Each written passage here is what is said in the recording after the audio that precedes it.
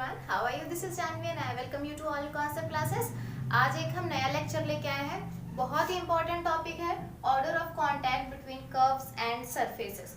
देखिए हम osculating complete करा रहे थे, उसके बाद ये पॉइंट लाई हूँ मैं बिकॉज ऑस्कुलेटिंग में इसका यूज बहुत है. मैंने पहले ये नहीं पढ़ाया था बट हाँ इसका रोल बहुत है, इंपॉर्टेंट भी बहुत है और क्वेश्चंस भी इसके काफी ज्यादा बने, तो ये आपको बहुत ही हेल्पफुल करेगा.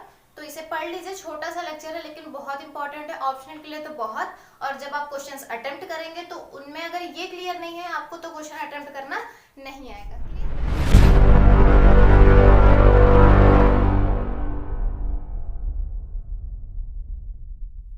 चलिए स्टार्ट करते हैं. क्या है order of contact between curves and surfaces. Means देखिए अभी ऑर्डर ऑफ कॉन्टैक्ट हमें नहीं पता है, हमें पता क्या क्या है, हमें कर्व पता है, हमें सरफेस पता है ना, इतना पता है. उनके बीच में हमें क्या फाइंड करना है, ऑर्डर ऑफ कॉन्टैक्ट फाइंड करना है. मतलब ऑर्डर भी छोड़िए, अभी अब क्या वर्ड आया, कॉन्टैक्ट. मतलब इन दोनों के बीच का कॉन्टैक्ट फाइंड करना है और कॉन्टैक्ट का ऑर्डर फाइंड करना है. क्लियर. ऑर्डर डेरिवेटिव भी होता है ना. जब आपने छोटी क्लासेस में पढ़ा होगा तो ये स्क्वायर होता है, क्यूब होता है, तो ये इसका ऑर्डर भी डिफाइन करते हैं, याद है. कुछ वैसा ही करेंगे हम इसमें, तो ध्यान से देखिएगा. कर्व पढ़ाया है मैंने, है ना. कर्व होता है ये, इसकी अगर आप इक्वेशन लिखें तो r equals to R of u या फिर t, कुछ भी लिख सकते हैं, है ना. क्या क्या बताया था मैंने यहाँ पर, u, t एंड थीटा जो कि पैरामीटर्स होते हैं जिनसे डॉट मिलता है, वेरएस उसके अलावा कोई यूज होता है तो क्या मिलता है, हमें डैश मिलता है. क्लियर. ये क्या है, ये वेक्टर्स है. हाँ वेक्टर्स क्यों है, इनके अंदर क्या क्या है देखिए. जैसे ये r equals to R T, ये क्या है, कर्व की इक्वेशन है. r ने कंटेन क्या क्या कर रखा है, x y z, 3 पॉइंट है. मीन्स ये 3D में है. अगर कोई भी कर्व 3D में है तो उसके 3 कोऑर्डिनेट्स होंगे, x y z 3 कोऑर्डिनेट्स होंगे. सिमिलरली ये भी क्या है, वेक्टर है जो कि क्या कंटेन कर रहा है, x y z 3 coordinates contain कर रहा है. तो इसको और कैसे कैसे लिखा जा सकता है. So x equals to x of t, y equals to y of t and z equals to z of t, है ना. ऐसे लिखा जा सकता है. क्यों लिखा जा सकता है ऐसा, क्योंकि हम ये किस में पढ़ रहे हैं, parametric equation, single parametric equation, है ना. मैंने आपको जब फर्स्ट लेक्चर पढ़ाया था तब भी बताया था कर्व क्या है, एक सिंगल पैरामीट्रिक इक्वेशन है. इट मींस जो इसके अंदर के पॉइंट्स है वो सब किस पे डिपेंड करेंगे, सिर्फ सिंगल पैरामीट्रिक पे डिपेंड करेंगे. इसी को पैरामीट्रिक इक्वेशन भी बोलते हैं. ये हो गई हमारी कर्व की इक्वेशन. फिर हमें क्या चाहिए, सरफेस की इक्वेशन. तो सरफेस की इक्वेशन क्या लिख लेते हैं, let x y and z, ये क्या हो गया, इक्वल्स टू 0. ये हो गई हमारी सरफेस की इक्वेशन. अब उसने बोला है कांटेक्ट, मींस कांटेक्ट बोला है, इट मींस कर्व और सरफेस क्या कर रहे हैं, इंटरसेक्ट कर रहे हैं. समझ में आ रहा है.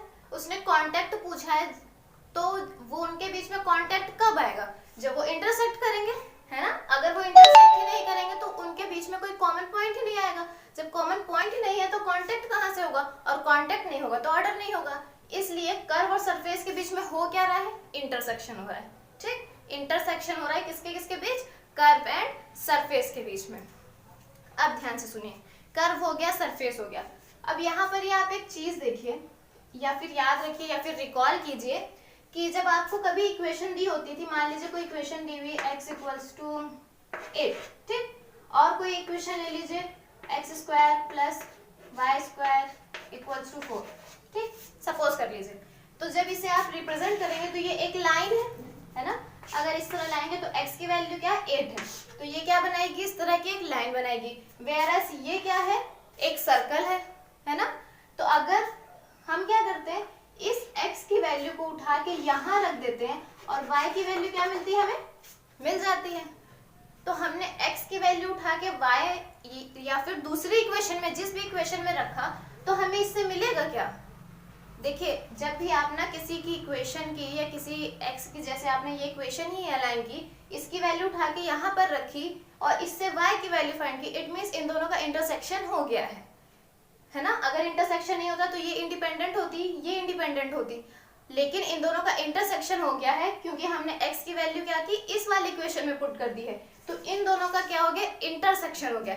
सिमिलरली यहाँ पर होगा, हमें यहाँ भी क्या करना है, इंटरसेक्शन ही फाइंड करना है। और जब इंटरसेक्शन ही फाइंड करना है तो इट मीन्स हमें कर्व की वैल्यू उठा के सरफेस में रखनी होगी। जब हमने यहाँ भी लाइन की इक्वेशन उठा के यहाँ पर रखा तो हमें y की वैल्यू मिल गई, तब इनके बीच में इंटरसेक्शन हुआ, तभी तो ये कोलाइड हुए, तभी तो ये मिले, क्योंकि इसकी वैल्यू इसमें आ गई या इसकी वैल्यू इसमें जाएगी। जब दोनों का कोई पॉइंट मिल जाएगा तभी वहीं पर इंटरसेक्शन हो जाएगा। तो हम क्या करेंगे, कर्व में पॉइंट्स हैं, देखिए एक्स वाई जेड, तो इसके पॉइंट्स इस सरफेस के पॉइंट्स में अगर सब्स्टिट्यूट कर दें तो हमें क्या मिल जाएगा, इंटरसेक्शन पॉइंट मिल जाएगा। क्लियर हो रहा है, बिल्कुल भी डाउट नहीं रखेंगे, नहीं तो कंफ्यूजन होगा। ठीक, अब सुनिए, हमें समझ में आ गया क्या क्या, कर्व आ गया, सरफेस आ गया, इंटरसेक्शन। अब कांटेक्ट क्या है और ऑर्डर क्या है। हाँ, तो देखिए, ये मान लीजिए आपका क्या है, कोई कर्व है, clear, this is your curve. अगर ये कर्व है, हमने किसी पॉइंट से क्या किया, एक कॉर्ड खींच दी, ठीक, ये पॉइंट क्या है P और इसे क्या मान लेते हैं Q। जब ये Q क्या करेगा, Q tends to P, Q क्या करेगा, टेंड्स करेगा P को, मतलब ये वाला जो Q है ये चाहेगा कि ये वापस P पे आ जाए। जब ये वापस P पे आना चाहेगा तो पहले कुछ यहाँ पर होगा, कुछ यहाँ पर होगा, फिर धीरे धीरे एक पॉइंट आएगा जब ये Q जो है वो P के ऊपर ही आ जाएगा।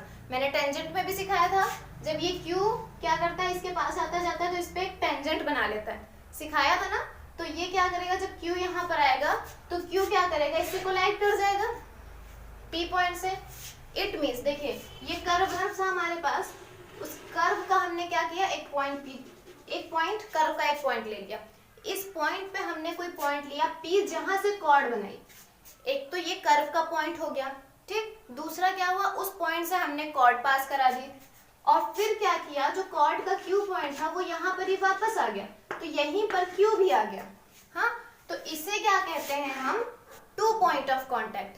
क्लियर हो रहा है, यहाँ पर ही पहले से कर्व का पॉइंट था ही, P से हमने क्या की, कॉर्ड ड्रॉ कर दी, और फिर उसके बाद क्या किया, यहीं पर ही Q पॉइंट आ गया जो कि ऐसे आया।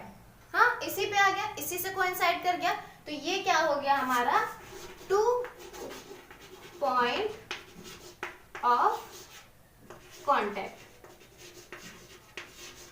क्लियर हो रहा है क्या है पॉइंट ऑफ कांटेक्ट। यहीं पर 3 पॉइंट कोइंसाइड कर जाते हैं तो ये क्या हो जाता है, 3 point of contact. Similar case यही होता है यहाँ पर भी, कर्व हो गया, सरफेस हो गए, हमें बस उसमें पता ये करना होता है कि क्या है उसमें पॉइंट ऑफ कांटेक्ट, कितने हैं, कैसे हैं, किस पर डिपेंड कर रहे हैं। ये क्वेश्चंस मेनली पूछे जाते हैं, तो आप ध्यान से देखिएगा। क्लियर हो रहा है, समझ में आ गया, curve, surface, order of contact. अब क्या करते हैं, फाइंड करते हैं। चलिए, आई होप आपको समझ में आ रहा होगा। नाउ सी, अब हमें करना क्या है, हमें सरफेस की या कर्व की जो हमने इक्वेशन ली, कर्व की जो हमने इक्वेशन ली वो क्या ली friends, r equals to r of u, और क्या लिया, x equals to x of, sorry यहाँ पर t ले लीजिए आप, x ऑफ t, आप u भी ले सकते हैं, नो डाउट, आपको u लेना है बिल्कुल ले लीजिए, कुछ भी गलत नहीं है इसमें। y equals to y of t and similarly z equals to z of t। इतना क्लियर, ये कर्व था। सरफेस क्या है हमारे पास, surface equals to f x y z equals to 0। हाँ, क्लियर। अब देखिए, आपको याद क्या रखना है या फिर ध्यान क्या देना है, इन दोनों के बीच अब इंटरसेक्शन हो रहा है, मीन्स इसकी वैल्यू इसमें आ जाएंगी, ठीक। मीन्स ये जो पॉइंट था सरफेस पे, या सरफेस की जो इक्वेशन है, जो उसके पॉइंट्स हैं, ये किस पे डिपेंड कर, देखिए मान लीजिए कोई सरफेस है, ये कोई भी सरफेस है, अगर ये सरफेस इससे इंटरसेक्ट कर रहा है कर्व से, तो उन दोनों के बीच में कोई भी पॉइंट ऐसा जरूर होगा जो कि क्या होगा, दोनों में आ रहा होगा, है ना। जब ये कांटेक्ट में है या इंटरसेक्ट कर रहे हैं तो ऐसा पॉइंट जरूर होगा जो कि दोनों में होगा, और उस पॉइंट पे क्या होगा, ये वाली वैल्यूज जो है वो इन पे डिपेंड करने लगेंगी। इन मतलब जब कर्व की और सरफेस का इंटरसेक्शन हुआ तो कर्व के पॉइंट्स पे सरफेस की इक्वेशन डिपेंड करने लगेगी उस पॉइंट के लिए जहां पर इंटरसेक्शन हो रहा है। हमें वहीं का ऑर्डर फाइंड करना है। मींस अगर कोई भी सरफेस है ठीक, अगर कोई भी सरफेस है और उस पे ये कर्व बनाया हमने, ठीक, तो ये जो पॉइंट है जहां पर ये क्या हो रहा है, कोइंसिडेंट हो रहा है या फिर जहां पर इंटरसेक्शन हो रहा है, तो यहाँ वाले जो इसके पॉइंट हैं और कर्व की तो ये इक्वेशन है इन पॉइंट्स पे, तो ये वाले पॉइंट्स क्या करेंगे, इस पे डिपेंड कर जाएंगे, या जैसे मैंने अभी पहले सिखाया एक इक्वेशन जो गिवन है उसकी हम लोग वैल्यूज उठा के दूसरे वाली इक्वेशन में पुट कर देते हैं, जिससे हमें क्या मिल जाए, उसका रिजल्टेंट मिल जाए। वही करेंगे, जैसे सरफेस की इक्वेशन क्या बन जाएगी हमारी, जब वैल्यू सब्स्टिट्यूट कर देंगे f, ये यहाँ पर क्या हो जाएगा, x ऑफ t, समझ में आ रहा है, क्या हो जाएगा, x of t, similarly y of t and similarly z of t equals to 0। Clear, ये क्या हो गई हमारी सरफेस की इक्वेशन। कब, जब दोनों का इंटरसेक्शन हो गया है। अब ये जो इक्वेशन है, सॉरी ये सरफेस की नहीं, अब इंटरसेक्शन होने के बाद जो इक्वेशन मिलेगी वो मिलेगी हमें ये। इतना क्लियर हो रहा है।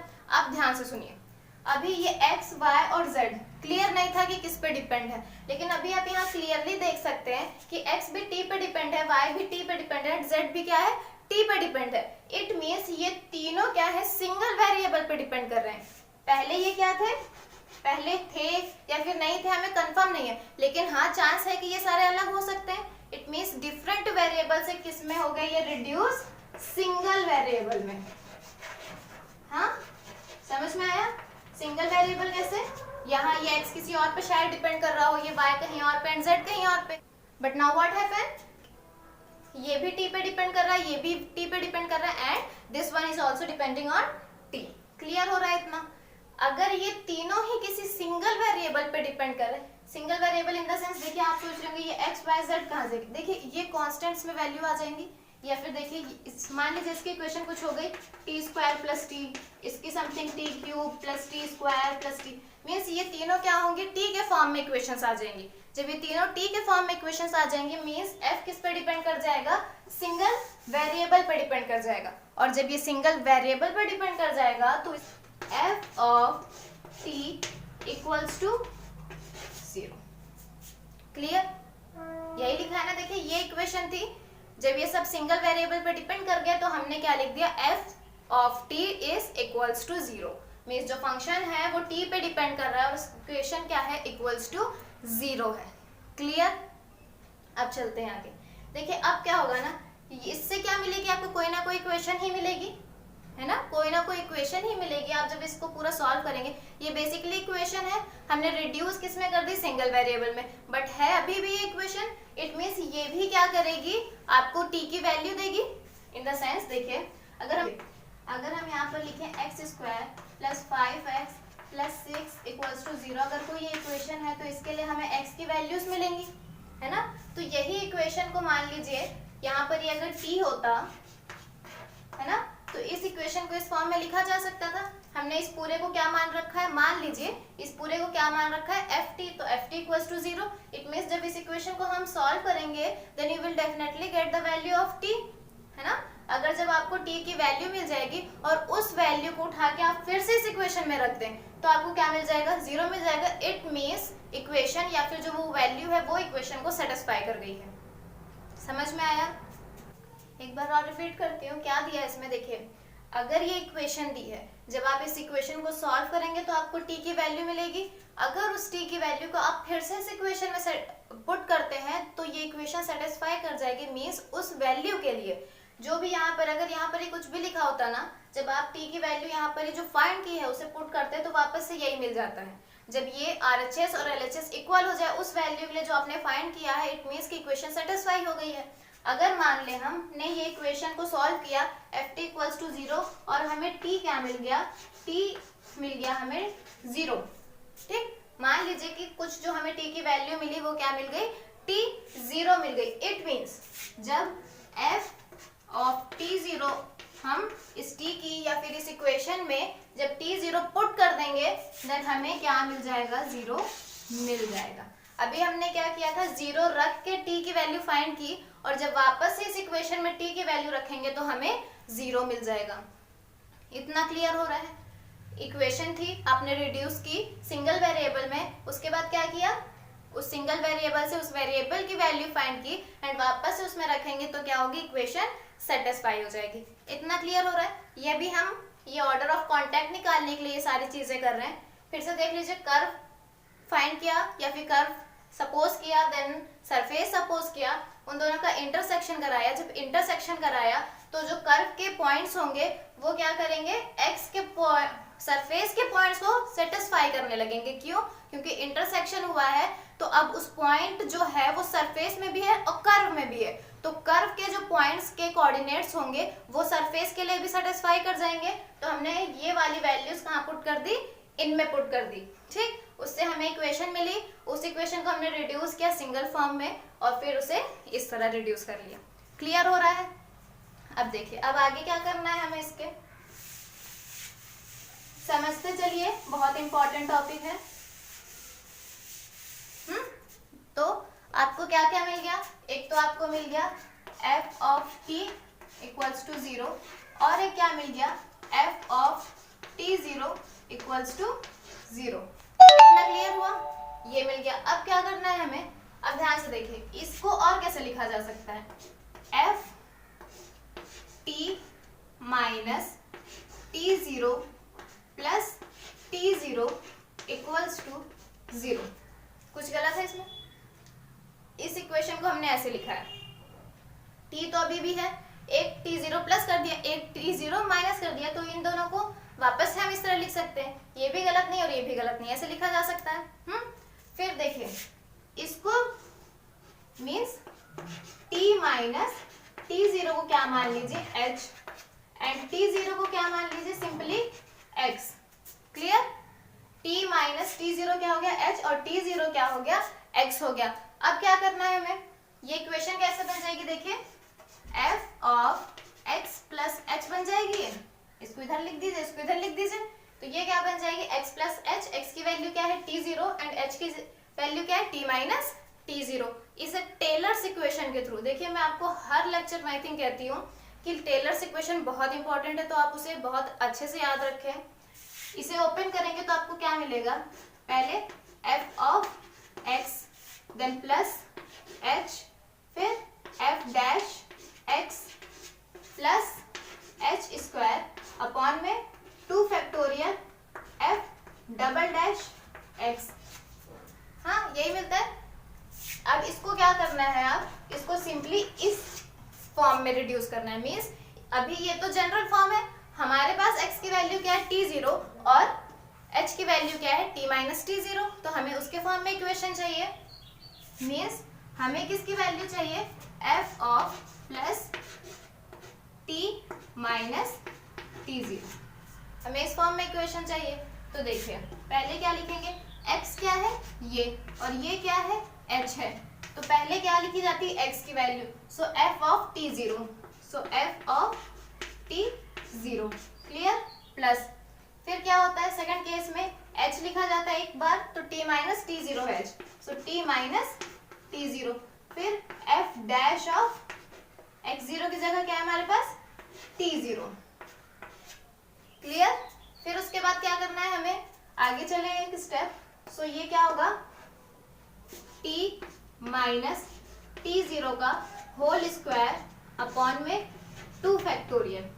ठीक, 2 फैक्टोरियल, फिर क्या होगा f double dash of t0, similarly plus फिर यहाँ पर क्या होता है t माइनस t0 का होल क्यूब अपॉन में 3 factorial f triple dash of t0। ऐसे टेबल इंक्रीज होती जाएगी। समझ में आ रहा है क्या किया हमने, ये इक्वेशन थी उसको इस फॉर्म में लिखा, फिर टेलर्स थ्योरम के थ्रू खाली इसको एक्सपेंड कर दिया या फिर इसका एक्सपेंशन कर दिया। अब बहुत इंपॉर्टेंट पॉइंट है, सुनिए, देखिए ft0 क्या है यहाँ से इक्वल्स टू 0, तो यहाँ पर की वैल्यू क्या हो जाएगी इक्वल्स टू 0। ये वैल्यू अगर 0 हो गई इक्वल्स टू 0, तो ये वाली वैल्यू तो खत्म, हमें कहाँ से वैल्यू मिलेंगी, यहाँ से मिलेंगी। अब इसमें देखिए क्या चीज कॉमन दिख रहा है, t माइनस t0 कॉमन दिख रहा है ना, t माइनस t0 क्या है कॉमन है, तो जब ये 0 है means f t 0 is equals to 0। ये याद रखिए और ध्यान से देखिए, जब ft0 0 है और f डैश t0 ये 0 नहीं होना चाहिए। फर्स्ट केस है अभी ये, जब ft0 0 हो और f डैश t0 0 ना हो, तब क्या होता है, देखिए ये जो t माइनस टी है ये कॉमन आ जाएगा और बाकी पूरी टेबल अंदर बच जाएगी। क्या बचेगा, f डैश t0 बचेगा। यहाँ पर क्या बचेगा, t minus t0 upon 2 factorial, क्योंकि एक तो बाहर चला गया है, f डैश t0, ऐसी पूरी टेबल बचेगी। मैं अभी ध्यान अच्छे से नहीं लिख रही हूँ, आप समझ जाएगा। इसमें से क्या हुआ, t माइनस t0 सिर्फ क्या आ गया है, हमारे पास कॉमन आ गया है। जब ये वैल्यू कॉमन होगी और ये क्या है, सारे मल्टीप्लाई में हो गए, और इक्वल्स टू में क्या है, 0। टेलर्स इक्वेशन के खासियत क्या होती है कि वो टोटल इक्वल्स टू होता है 0। तो अगर इस पूरे इक्वेशन को 0 के इक्वल ले लेंगे तो ये ब्रैकेट वाली पूरी वैल्यू क्या हो जाएगी, 0 हो जाएगी। समझ में आ रहा है। हमने क्या किया, एक्सपेंशन किया। जब एक्सपेंशन किया तो टेलर्स थ्योरम होती है इक्वल्स टू 0, उसमें f t0 की वैल्यू रख दी हमने 0, तो हमें क्या मिल गया, t माइनस t0 कॉमन मिल गया पूरी इक्वेशन से, ये पूरी उस टेबल से। उसको हमने बाहर लिया और बाकी सारे क्या किए, अंदर मल्टीप्लाई में रख लिए। जब वो इक्वल्स टू 0 है तो ये ब्रैकेट वाला पूरा सेशन क्या हो जाएगा, इक्वल्स टू 0। क्लियर। इससे हमें मिल क्या जाएगा, इससे हमें मिल जाएगा t minus t0 equals to 0। समझ में आया। इससे क्या होगा, t इक्वल्स टू t0, या फिर ये लिखे दोनों सही है। क्या हुआ, पॉइंट ऑफ कांटेक्ट 1 है, पॉइंट ऑफ कांटेक्ट 1 है। इसका मतलब क्या हुआ, देखिए ध्यान से सुनिए। t0 क्या थी, जो वैल्यू हमने एज्यूम की थी या फिर जो वैल्यू हमने ली थी, किसी कर्व या किसी सरफेस पे हमने कोई पॉइंट लिया t0, उस पे आके कोई दूसरा कर्व या सरफेस इंटरसेक्ट कर रहा है। जब उन दोनों के बीच में इंटरसेक्शन हुआ तो जो इंटरसेक्ट करने के लिए आया था उसका जो पॉइंट t था वो सिमिलर हो गया t0 के। इट मीन्स t0 और t क्या हुए, एक ही पॉइंट पे आ गए। मीन्स मान लीजिए एक कुछ ऐसा था और एक ये था, हमने इसका पॉइंट लिया ये मान लिया हमने था t0, इसका कोई पॉइंट था t, तो ये जब आगे इस पे यहाँ पर कोइंसाइड कर गया तभी तो t0 की वैल्यू t के इक्वल हो गई। इट मीन्स एक पॉइंट आया जो कि कोइंसाइड कर गया किसी गिवन सरफेस या कर्व पे, जब वो उससे कोइंसाइड कर गया इट मीन्स कि फर्स्ट ऑर्डर ऑफ कांटेक्ट हो गया। क्लियर। कैसे हुआ, एक तो किसी का था जो दूसरा आके उससे सिमिलर हो गया, तो इनके बीच में क्या हो गया, फर्स्ट पॉइंट ऑफ या first order of contact. Clear. आगे चले। अब देखिए ये तो हो गया फर्स्ट केस के लिए। सिमिलरली इसके लिए मैंने कंडीशन क्या क्या बताई आपको कि f t0 इक्वल्स टू 0 होना चाहिए और f dash t0 equals to या फिर नॉट इक्वल्स टू 0 होना चाहिए। इट मीन्स कि जब आपके पास फर्स्ट कांटेक्ट या फर्स्ट ऑर्डर ऑफ कांटेक्ट आएगा तो फर्स्ट डेरिवेटिव 0 के इक्वल नहीं होना चाहिए।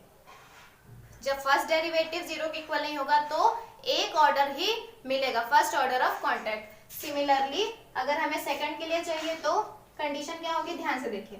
अगर हमने f डैश t0 को भी इक्वल्स टू क्या मान लिया, 0 मान लिया, ठीक। f t0 तो 0 ही था, इट मीन्स ये वैल्यू तो 0 ही थी, ये वैल्यू भी क्या हो गई, अब 0 हो गई। तो इट मीन्स कॉमन कहाँ से लेना शुरू करेंगे, यहाँ से। जब यहाँ से कॉमन लेना शुरू करेंगे तो कॉमन क्या वैल्यू आ जाएगी, पूरी स्क्वायर की वैल्यू कॉमन आ जाएगी। कैसे, देखिए यहाँ पर ही क्यूब है तो यहाँ स्क्वायर की वैल्यू तो कॉमन ही आ जाएगी, है ना। तो हमारे पास कॉमन क्या निकल आएगा, t माइनस t0 का होल स्क्वायर, ये कॉमन आ जाएगा। अंदर क्या बचेगी, पूरी ये टेबल बच जाएगी। क्लियर। अब ये इक्वेशन भी इक्वल्स टू 0 है, इट मीन्स ये पूरा अंदर ब्रैकेट वाला क्या हो जाएगा, इक्वल्स टू 0। सो यहाँ से क्या मिल जाएगा, t minus t0 whole square equals to 0। और इसे कैसे लिख सकते हैं, t minus t0 and t minus t0 2 times है इक्वल्स टू 0। देखिए 2 मिल गए, तो इससे क्या मिल जाएगा हमें, 2 ऑर्डर ऑफ कांटेक्ट। कैसे, अभी तो एक ही वैल्यू थी हमारे पास t0, ये कोई t थी दूसरे कर्व की और ये कोई t थी दूसरे कर्व की। हाँ, तो जब दोनों अलग अलग कर्व की मिली और किसी एक पॉइंट की सिमिलर हो गई, जैसे यहाँ पर मैंने बताया ये था, मान लीजिए ये 2 कर्व हो गए, ये आके किसी एक पॉइंट पे इंटरसेक्ट कर दे, तो ये t0 था, इसका कोई पॉइंट t था, इसका कोई पॉइंट t था, जब इंटरसेक्ट करेंगे तो ये तीनों क्या हो जाएंगे, इक्वल हो जाएंगे। इट मींस जब सेकंड ऑर्डर इक्वल्स टू 0 नहीं होगा तब हमें क्या मिल जाएगा, 2 ऑर्डर ऑफ कॉन्टैक्ट। क्लियर हो रहा है? अगर 2 और डेरिवेट करें और वो 0 के इक्वल ना आए तो हमें क्या मिलेगा, 2 ऑर्डर ऑफ कॉन्टैक्ट। सिमिलरली अगर हम सिर्फ ft0 को करते हैं इक्वल्स टू 0 और फर्स्ट डेरिवेटिव को इक्वल्स टू 0 नहीं करते हैं तो हमें क्या मिल जाएगा, 1 ऑर्डर ऑफ कॉन्टैक्ट। सिमिलरली अगर हम थर्ड डेरिवेटिव को 0 के इक्वल ना करें तो हमें क्या मिल जाएगा, 3 ऑर्डर ऑफ कॉन्टैक्ट। क्लियर हो रहा है? ये होते हैं हमारे ऑर्डर ऑफ कॉन्टैक्ट। सिमिलरली हम जनरल केस की बात करते हैं जैसे कि n, तो उसके लिए क्या हो जाएगा, उसके लिए क्या हो जाएगा, जितने ऑर्डर का पूछा जाए, 2 का पूछा जाए तो ये क्या होगी, t माइनस t0 का स्क्वायर। सिमिलरली n के लिए पूछा गया है तो t minus t0 n equals to 0। Clear? तो इसकी कंडीशन क्या होगी, f n minus 1, f n minus 1 t0 तक की, यहाँ तक की जितनी भी पूरी वैल्यू सब 0 के इक्वल होंगी। हाँ, स्टार्टिंग से लेके यहाँ तक की सारी वैल्यूज 0 होंगी, where as f n t0 ये इक्वल्स टू नॉट 0, मतलब ये 0 के इक्वल नहीं होगा। तब हमें क्या मिल जाएगी, nth या फिर n point of order, n order of contact. Clear? ये क्या था, हमारा आज का लेक्चर था, बहुत इंपॉर्टेंट था। आप अच्छे से सुनिएगा, एक बार में क्लियर हो जाएगा और आपको हमेशा याद रहेगा क्योंकि छोटा सा है और कॉन्सेप्चुअल है। ठीक, तो आई थिंक आपको समझ में आ गया होगा। नेक्स्ट लेक्चर में शायद मैं इसका क्वेश्चन करा दूं, अगर मुझे बहुत अच्छा क्वेश्चन मिला, नहीं तो हम आगे बढ़ेंगे। आप इसे प्रैक्टिस कर लीजिए, यूज बहुत है, ऑस्कुलेटिंग में भी बहुत यूज है। ऑस्कुलेटिंग का तो पूरा क्वेश्चन ही इसी पे बेस कर रहा है। ठीक, तो आप इसे ध्यान से पढ़िए। हम आपसे नेक्स्ट लेक्चर में मिलते हैं, तब तक के लिए thank you and bye bye.